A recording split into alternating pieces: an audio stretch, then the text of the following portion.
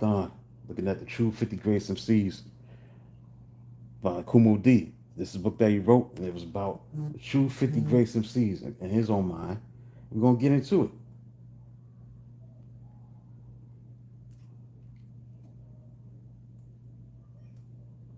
Did Keith Murray. Now we're going to get into Dougie Fresh, Master Entertainer. That's definitely who he was in his prime. Dougie Fresh. That's who he is. The Master Entertainer. Here we go.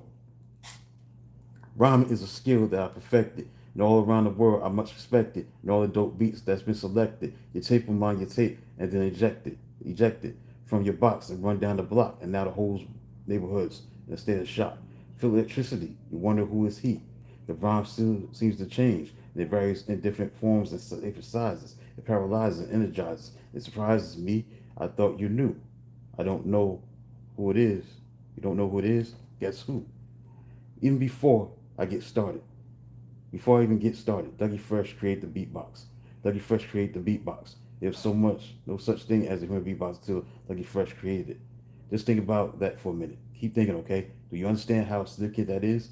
Human beatbox was to hip hop what cable was to television.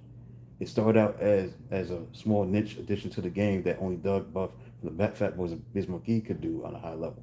Doug, however, being the creator, has always done it at the highest. He rhymed while beatboxing simultaneously. He played the harmonica. He emulated songs. He emulated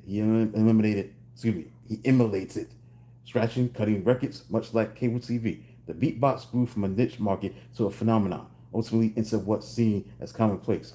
Dougie Fresh is also the first MC to introduce two DJs playing on stage at the same time. See, African Bambaataa had Jazzy J, Grandmaster Flash had Disco Beat, Breakout had Barron, and the Cold Crush Brothers had Charlie Chase and Tony Tone. But Dougie Fresh is the only one that had two DJs on stage with four turntables playing simultaneously as he rhymed. Now let's talk about the rhymes. Doug is not known to the hip hop world as a lyricist. This is not to say that he can't rhyme, because he really can. However, Doug made a choice to be a party MC. He told me that he saw how people respected Melly Mel, Grandmaster Caz, and Kool. The respect didn't elicit the same level of excitement that the call and response did from the party MC. Keith Murray is a throwback, but Dougie Fresh is a throwback's throwback. Doug used the styles of original DJ MCs like DJ Hollywood and Love Bug Starsky. They were master party rockers before we recorded our own rap records. Doug took what they did and combined it with what we did and created a style of balance. He understood that a crowd could easily get bored with an MC just rhyming, so he mastered the technique of the party MC, implemented the storytelling aspects of the rhyme masters, and interwove the beatbox to ultimately become the greatest entertainer. Doug also used this form to make his records. I don't know if people are aware of how much is going on in his hit record, The Show. It's like a reality TV show of a hip hop performance with a commercial break. The rhyme is constructed as if he and Slick Rick are getting dressed before the show. A stage manager tells them it's almost time to perform. Doug gets on. There's a commercial beatbox break. And then Rick joins him in a quick routine. True to the Dougie Fresh form, the record is not rhyme heavy and showing that the listener gets to focus on partying. On the B side, Doug shows his beatbox mastery by simply reviving the beat at the appropriate times in the song to heighten the listener's interest in Rick's stellar delivery of Dottie Dottie. This is the most unique aspect of Doug's game. His approach to making records always has the party people in mind. Songs always have room for some form of call and response. Doug has had a series of label and management problems. This has turned slowed down his momentum, and ultimately his legacy isn't as clear as it should be. However, Doug is a true fighter. His perseverance is unquestionable. Most rap artists that we go through what Doug went through would have quit. At the show pinnacle of his heat, he wasn't allowed to make an album. The follow-up single, All the Way to Heaven, was not well received. After a 2-year-long legal battle, he changed labels. Finally made an album, but didn't move too many units. He changed labels again, but his character assassinated. Was falsely accused of trying to sound like Hammer. Ultimately, he fought to get off that label too. That's just the business side of things. He also had personal problems, and after all that, he still came up with another hit, Uptown Anthem, Alright. In the mid-90s, Doug has been making records since 1983. Although he has some major hits, an all-time hip-hop classic, That is not why he has longevity success. Doug's greatest weapon is his live performances. Dougie Fresh is also unanimously one, if not the very best, live performance in the history of hip hop. He is a master of a lost art. He is one of the only MCs that can tour perform without hitting a record because his performances are so high. Rappers with hit records don't like to follow him. Many times Doug comes off as the guy who hit with the hit record. His contributions to hip hop are extremely significant, but his performance alone makes him one of the greatest entertainers ever, MCs ever. Dougie Fresh, master entertainer. Strength, live performance doesn't need hit records to win. Weakness, records because he's so good live, he doesn't focus enough on making hits. Sometimes records are too gimmicky. The show keep rising to the top. DAF. His favorite MC, favorite LP for Como D. Let's get into it, man. Number 36, Dougie Fresh. Let's get into it. 100.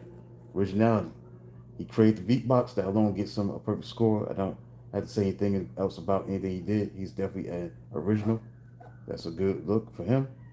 Rightfully so. Number 85 for concepts. A lot of people are not really that familiar with Doug's work because he was a small label.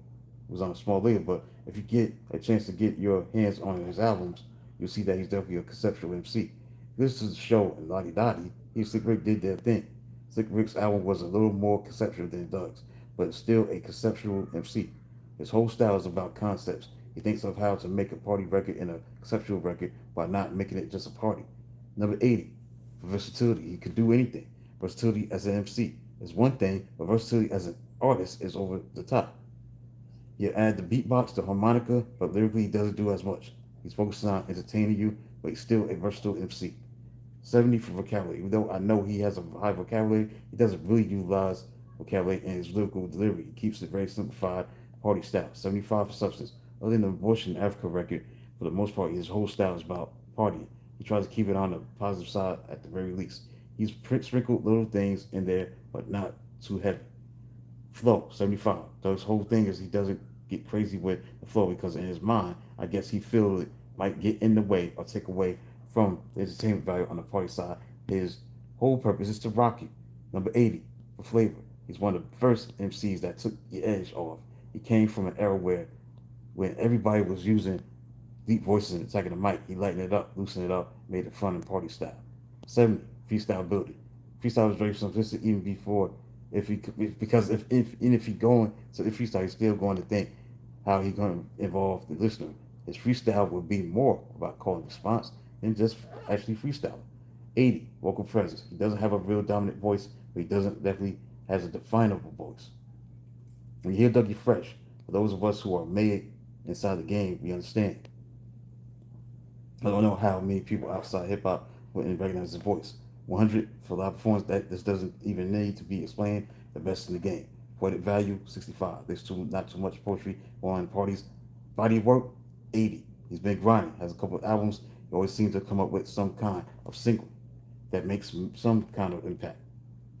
The party side of the equation.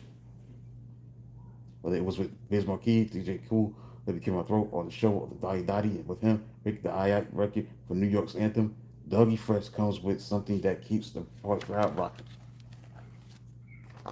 All right. Industry impact 60. He's one of the few old school artists that's been able to last to the later eras because he doesn't really focus on making records. Doesn't get nominations, awards, and accolades. It's hard for him to make a real industry impact, even though the beatbox basically changed the hip hop industry. 70, social impact. That's a little more to do with the creation of the beatbox. How it involved a lot more people into hip hop that might not have been to be involved in it. It's very commonplace now, but a lot of people don't realize how significant that is. 100, longevity. His first record was made in 1983. The show was in 1985. He's still performing now. It's 2003. Again, this book came out in 2003. Lyrics 75. Doug is not a quintessential lyricist. He's a party MC, even though he does study enough to bring enough lyrics into the game so that when he's making his records, he still has little jewels of lyrics within them. He just doesn't do it inconsistently. Battle skills 60. Doug is definitely not a battle MC. If he was going to battle you, he would battle you to show for show instead of round for round. He will battle you on a different level psychologically. 1325. Total score, 77.9 average score. Right, so that's it. Nobody listening, but I'll be back at 6:30 with number 35. I'm gonna say who it is. Number 35 from Kumo D's book, the top 50 MCs, true greatest MCs. Talk to you soon.